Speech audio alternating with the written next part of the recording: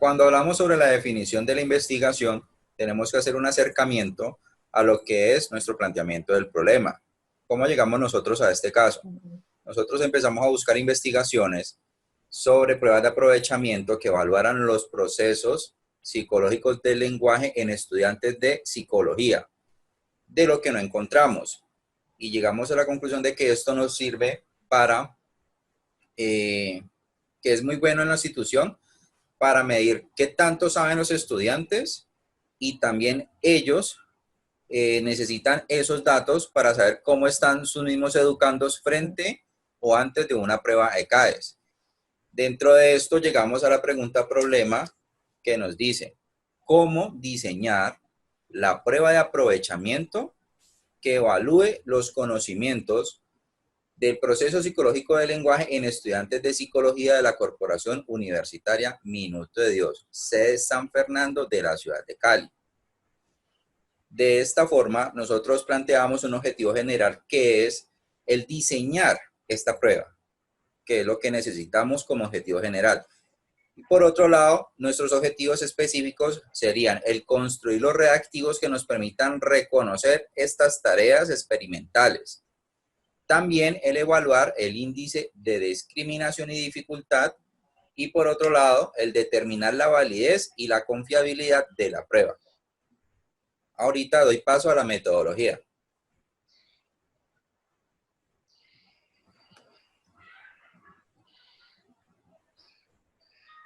Bien. Dentro de la metodología vamos a hablar primero del marco teórico.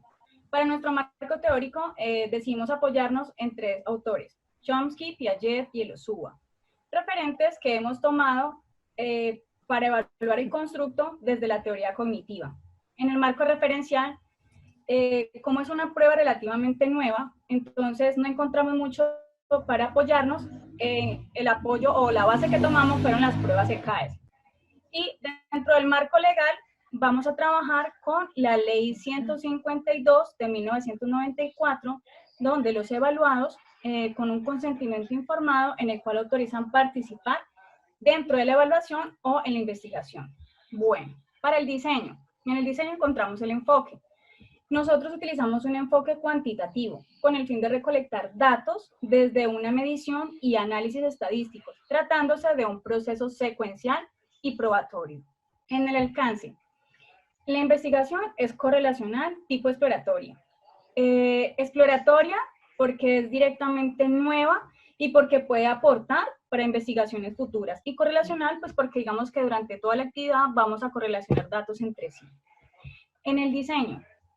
Para el diseño, nosotros ubicamos aquí el transeccional exploratorio, ya que estos diseños permiten recolectar los datos solo un momento y una única vez. Entonces, pues, fue muy pertinente para la actividad.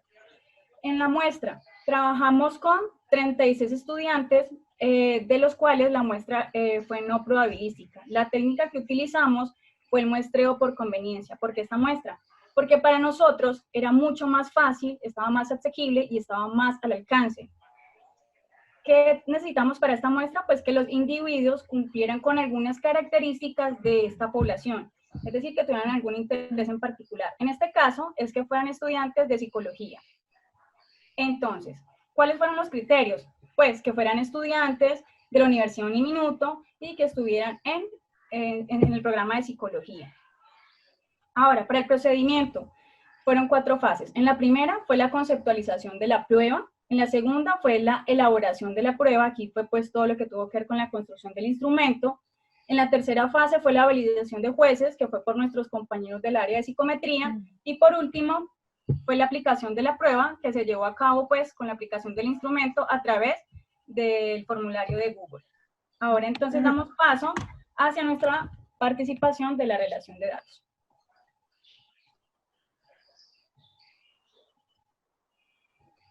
Bueno, para el tipo de confiabilidad utilizamos el método por mitades para calcular la fiabilidad de la coherencia interna de la prueba, y para hallar la fiabilidad nos basamos en las fórmulas de Spearman-Brown, donde los reactivos se dividieron entre pares e impares. Esto se hace con el fin de observar si el reactivo, los reactivos pares como los impares, realmente están elaborados con el fin de evaluar lo que se pretende medir.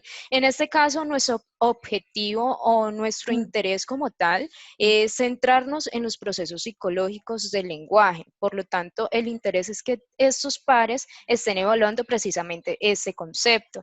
Por lo tanto, y por medio de esta fórmula, observamos si existe una confiabilidad entre ambas mitades o si por el contrario hay una incongruencia. De igual manera, la confiabilidad la representamos, como podemos observar en este momento en la pantalla, por RPI, que es 0,7, y RXX, que es 0,8, demostrándonos así que la confiabilidad es totalmente satisfactoria. De igual manera, esto lo sustentamos anteriormente con una prueba con el coeficiente alfa de Cronbach, el cual arrojó exactamente el mismo resultado. Por otra parte, cuando hablamos de validez nos estamos refiriendo al grado en cual una prueba mide lo que pretende medir. Para esto se relaciona con la calificación tanto de los jueces, donde se evalúa si el contenido de la prueba realmente en cuanto a los reactivos se relacionan al constructo como tal de interés. De igual manera, se relaciona con el análisis de la consistencia interna de la prueba, que es lo que anteriormente hemos mencionado como tal. De igual manera, la validez del constructo se vincula en cuanto a la base, a la teoría cognitiva del lenguaje como proceso psicológico, como lo mencionó anteriormente nuestra compañera Ana. Nos basamos tanto en el OSUA sobre los procesos psicológicos básicos y el lenguaje sobre una teoría establecida anteriormente por Piaget y Chomsky bajo el argumento que el lenguaje en el ser humano es totalmente innato. De igual manera, damos apertura en cuanto a los resultados. Vale, en continuidad de lo que menciona pues, la compañera Marisol, para nuestro siguiente paso tuvimos en cuenta nuestro primer objetivo específico, que es construir los reactivos, basado claramente en la taxonomía de Bloom con nuestras 5 competencias. Pudimos abordar después de la tabulación el índice de dificultad y el índice de discriminación, que determina el grado de dificultad del ítem y los clasifica, determinando, pues como su fórmula lo dice, para obtener, para calcular el número en la dificultad, para calcular el número de sujetos que respondieron bien el ítem sobre el rango que es 100, es decir, sobre el número total de sujetos que respondieron la prueba, en la que gráficamente sería UP más LP y sobre U más L, y se discrimina como UP menos LP sobre U.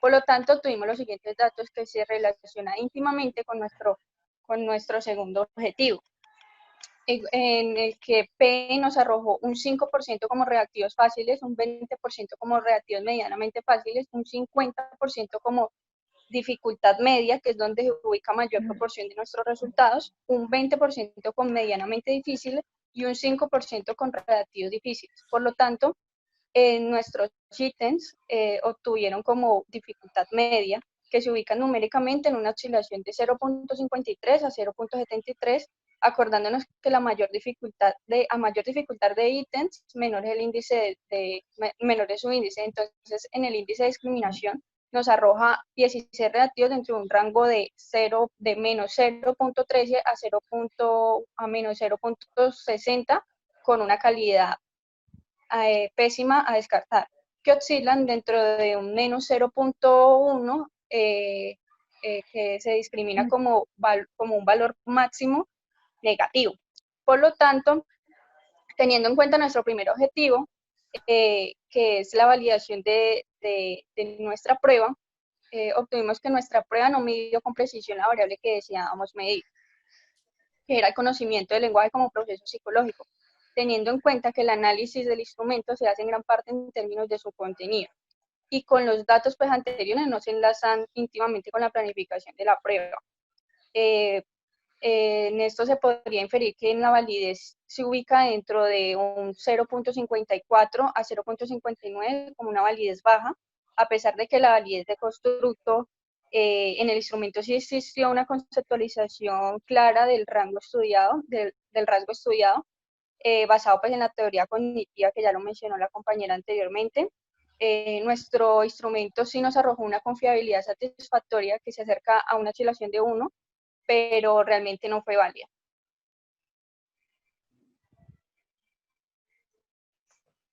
Ya le damos continuidad a la compañera Natalia.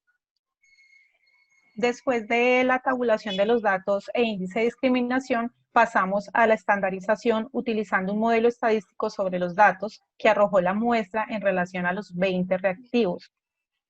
Se organiza una tabla, el punto medio, la frecuencia y la frecuencia acumulativa para poder sacar el rango percentilar y las calificaciones Z y T.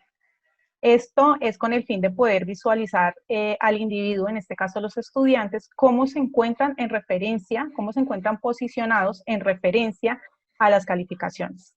Desde los resultados arrojados se obtuvo que los estudiantes en el primer intervalo de calificación obtuvieron de 4 a 6 respuestas acertadas, ubicándose en un 92% del rango percentilar, con una puntuación de menos 1,6 de calificaciones Z referente a la mediana.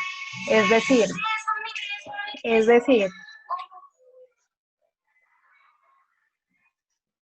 decir, que se ubica la campana de Gauss en el lado izquierdo en un punto bajo. Otro aspecto es el resultado del cuartil 50, ubicado en el intervalo de calificación 13 a 15 respuestas acertadas, donde indica la división o distribución de los dos grupos, coincidiendo con la mediana y por efecto el cuartil 2, es decir, 14.5 como se muestra en la gráfica. Lo que quiere decir que 17 estudiantes tuvieron hasta 14.5 respuestas acertadas, y este valor fue registrado en la calificación Z 0.3. Aquí ya tenemos un valor positivo sobrepasando la mediana. Finalmente, podemos observar que solo un sujeto alcanzó los 20 reactivos acertados del instrumento, posicionándolo en un intervalo de calificación entre 19 y 22 con un rango percentilar de 1,7 y una puntuación de calificación Z de 1.5 delante de la mediana. En conclusión, solo 13 estudiantes pasaron el instrumento, pero solamente un estudiante acertó los 20 reactivos. Para nosotros concluir nuestro ejercicio, podemos inferir que los resultados no fueron los esperados, puesto a que existieron factores que influyeron de forma negativa la validez del instrumento como tal. ¿Dónde nos damos cuenta? Si bien retomamos lo que decían las compañeras, se aplicaron dos fórmulas, las dos mitades y el alfa de Cronbach, para medir la confiabilidad. Y los dos nos están arrojando el mismo valor. ¿Qué otros factores pudieron haber afectado nuestra prueba? Lo que fue la población, el tiempo, el no haber aplicado una prueba piloto con anterioridad para luego hacer una correlación de datos.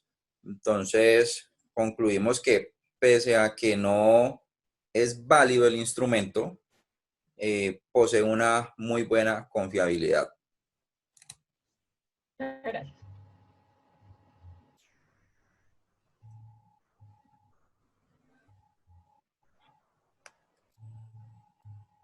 ¿Listo?